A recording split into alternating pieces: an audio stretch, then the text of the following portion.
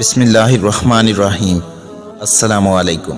امام علی علیہ السلام کی خدمت میں ایک شخص آ کے پوچھنے لگا، یا علی، رمضان میں وہ کون سا انسان ہے جو روزہ بھی رکھے لیکن نہ اس کا روزہ قبول ہو اور نہ اس کی کوئی نیکی، اور مسلسل اس پہ اللہ کی لعنت برستی ہو؟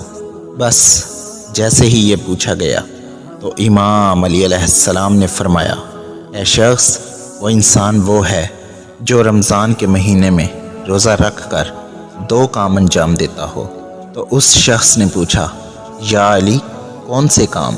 امام علی علیہ السلام نے فرمایا، پہلا کام، وہ روزے میں جھوٹ بولتا ہو، اور دوسرا کام، وہ زمانے میں بے حیائی اور بدکاری پھیلاتا ہو۔